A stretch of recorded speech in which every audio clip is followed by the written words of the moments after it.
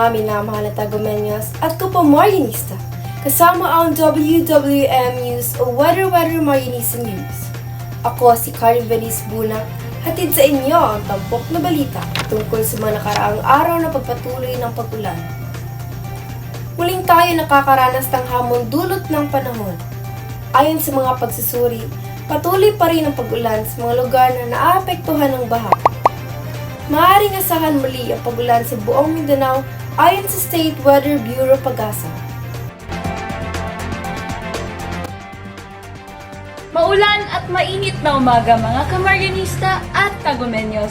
Ako si Vanessa May D. Rasnable, hatid sa inyo ang balita patungkol sa updates ng Pag-asa. Ang Mindanao ay magiging bahagyang maulap hanggang sa maulap na may pulong mga pag-ulan o pagkidlat dulot ng easterlies localized thunderstorms.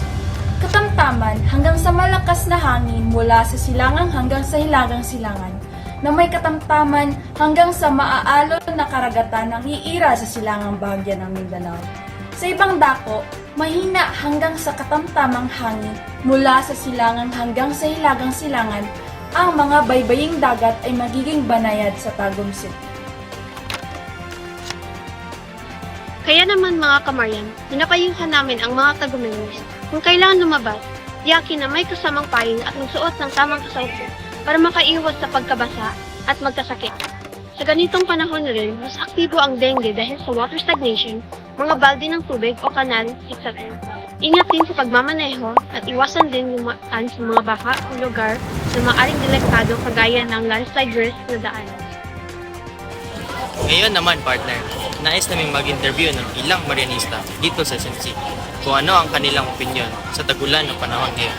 So kapwa Marianista, ano sa iyong tingin ang iyong makikipaka sa panahon ito? Bilang isang Marianista, nagdodon lang ako dito at kadalasan nagdodon ako sa mga magulang ko kaya nahihirapan ako dahil sa tagulan at pinipigilan ang transportasyon. Namimiss ko na rin lumabas kasama ng mga kaibigan ko pero dahil sa lagay na panahon, required kaming manatili sa bahay. Ano sa tingin mo?